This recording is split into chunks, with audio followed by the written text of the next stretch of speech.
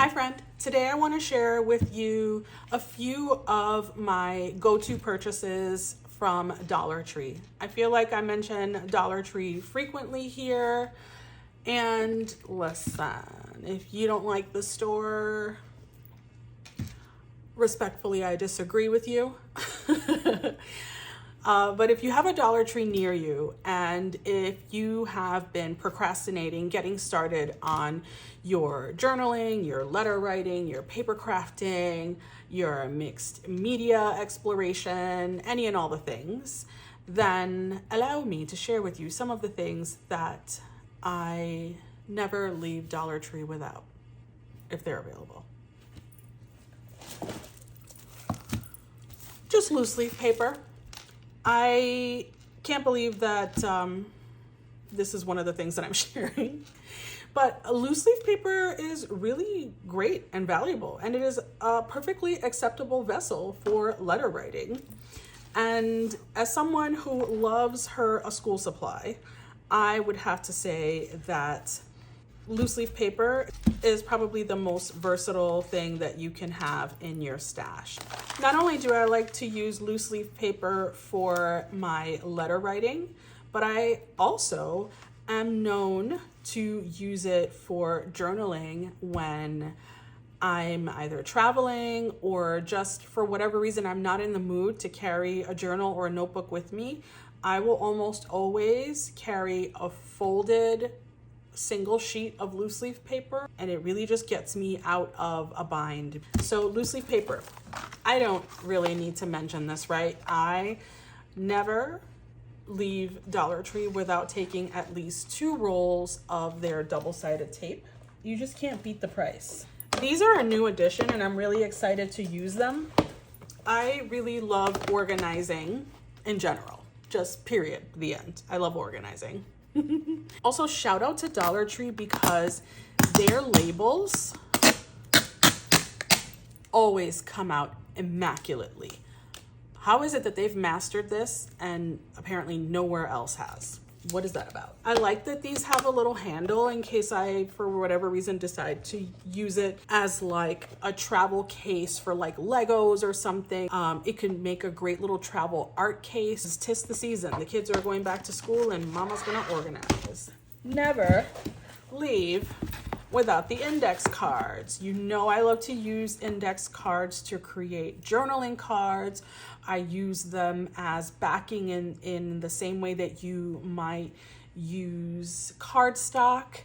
I use them to write notes in my letters if I'm not going to be writing a long-winded letter, but I want to write a note and maybe have like a short little banter in there. There's just endless uses for index cards. Me and an index card, we are in an entanglement. Always get them. And you cannot beat the price. What? Look how fat this is for $1.25. Stop it right meow. Never leave without the whiteout. Granted, I do wish that they didn't go so overboard with the massive size of their correction tape. I feel like it's just like a lot of plastic. If someone ever were to design a cardboard correction tape, that would be game changing. But I always get them. They might be a little bit of an eyesore, in my opinion. They come in red and blue and they're ginormous, but they work beautifully. I absolutely did not need these. I have no good reason for having got them. My pencil collection is shameful. But in my defense, I always use my pencils till the bitter end. Always. I don't care if it's a Dollar Tree pencil or if it's a Palomino pencil. They're gonna get used to the bitter end. We are going to be putting an eraser. We are going to be using that eraser to the bitter end as well. There is no wastage of anything going on here. But there is a little bit of an addiction.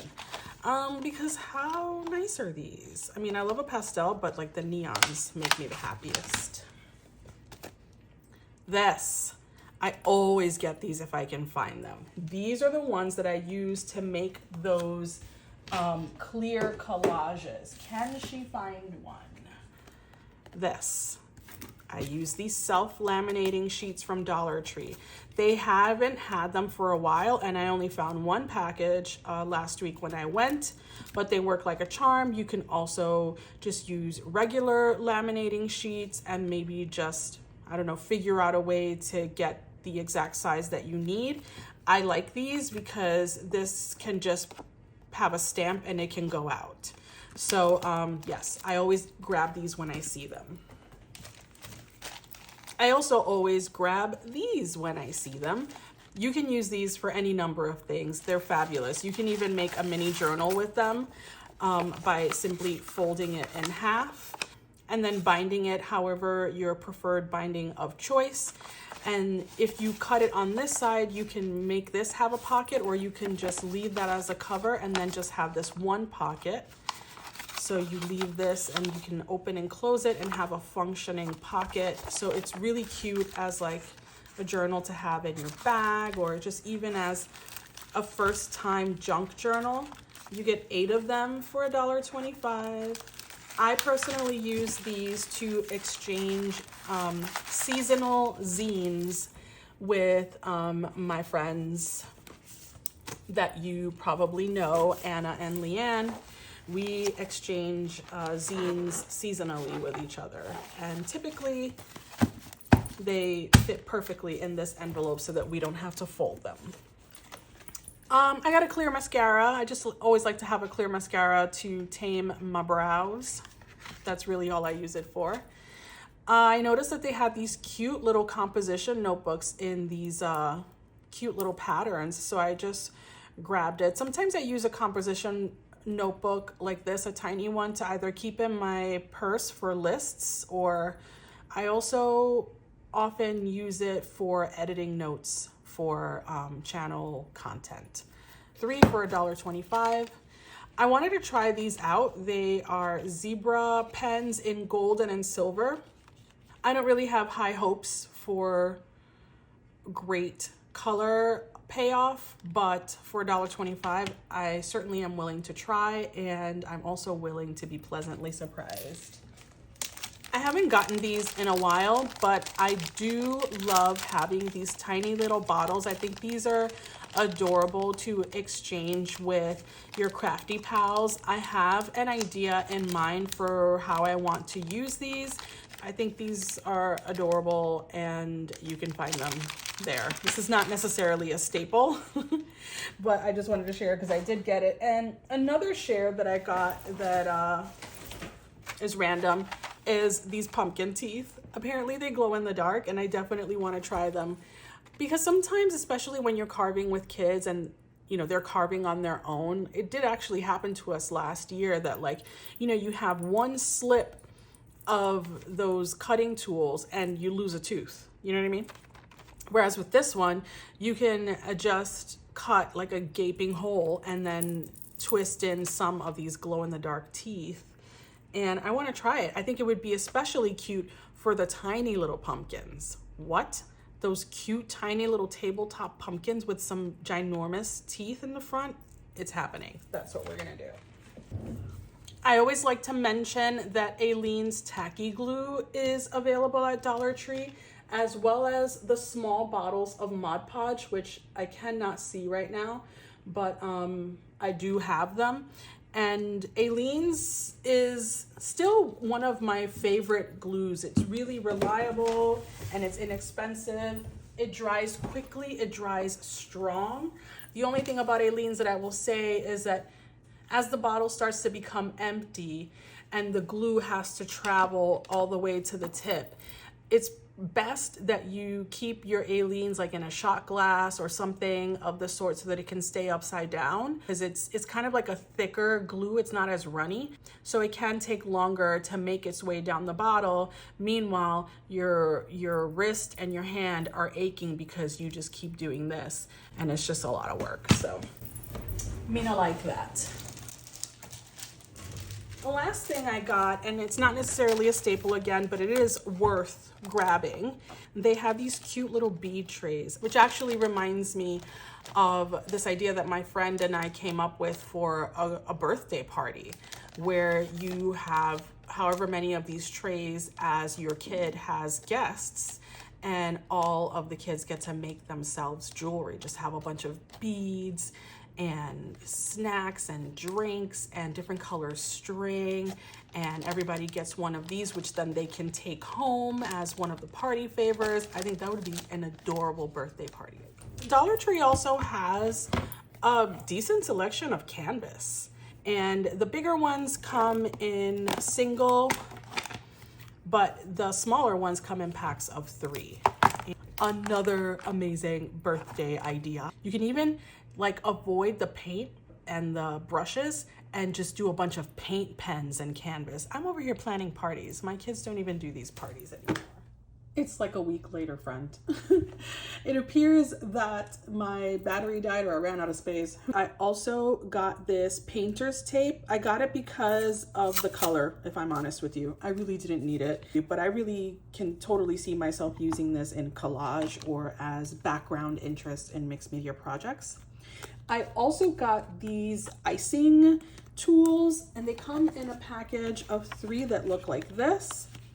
And I got these because these, to me, look like they would be great to also add texture. Like if you use modeling paste, or if you want to scrape some of the paint in your backgrounds to just add like some interest or dimension or what have you.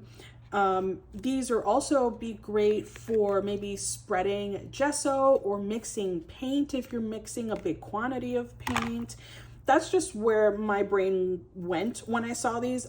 Most importantly, I love that they have a sloped edge, because I think this would be a great to use as a bone folder, but we can do that for bigger surfaces. So for example, if you're making a journal and you want to burnish the glue really well so that you don't get any wrinkling or bubbling, whatever, a bigger surface that you can hold like this, I think would facilitate that burnishing.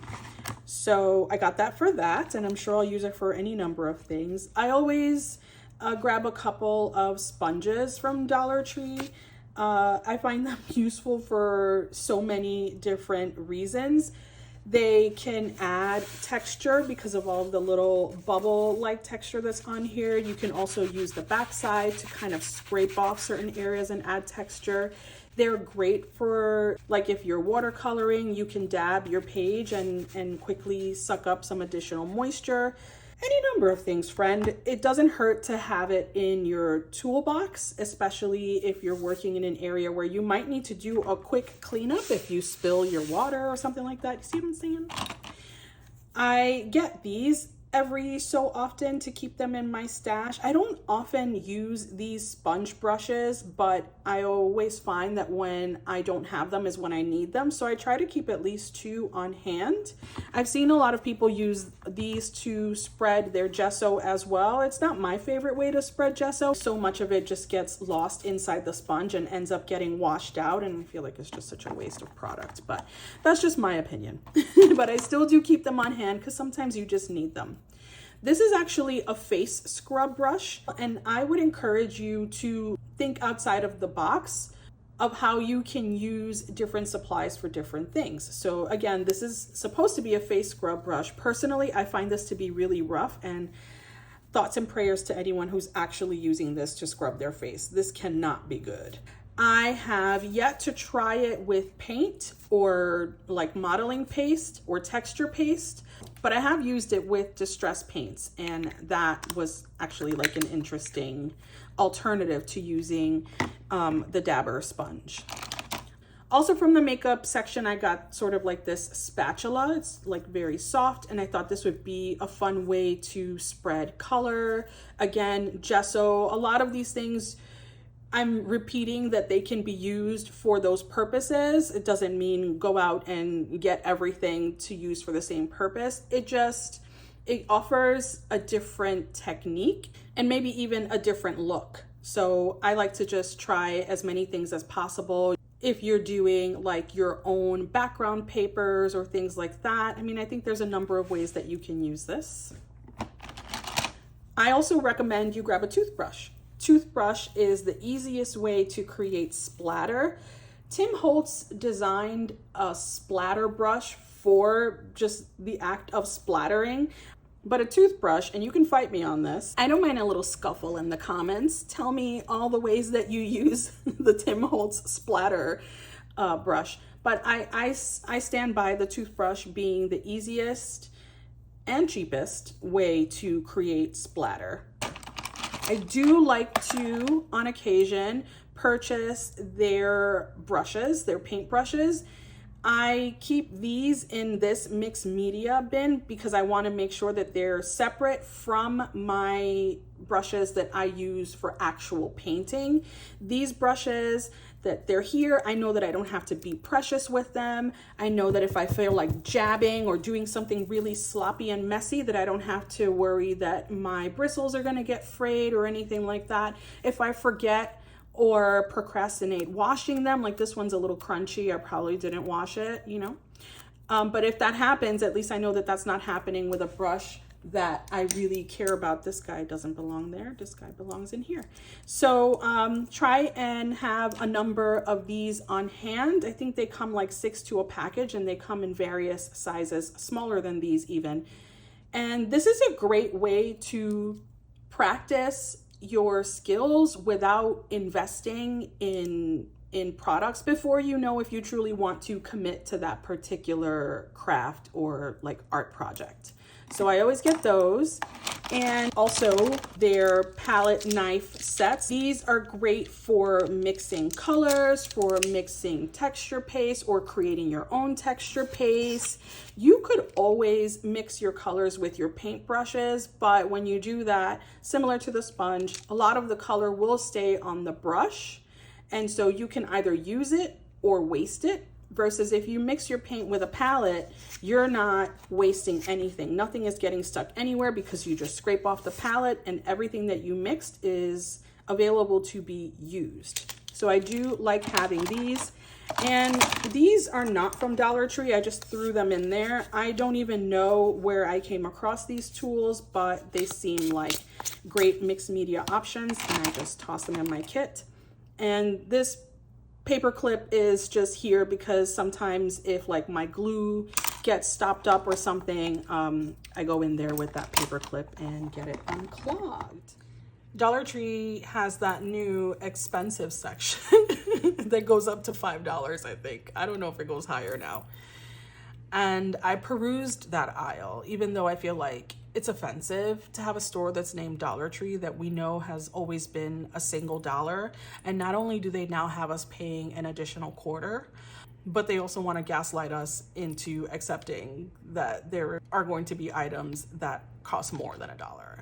Stop lying to me. But I did peruse into that aisle and came across this acid-free, heavyweight, ideal for wet media watercolor paper. Tell me of a time you went to a dollar store and found, listen to this. Okay, she is thick. She was $3 and I had to give it to them because yeah, we'll have to test this out. But anyway, friend, I'll leave you there. If you have any questions about specific items or things, let me know. I'm always here to talk about deals and steals. Okay? All right. Bye.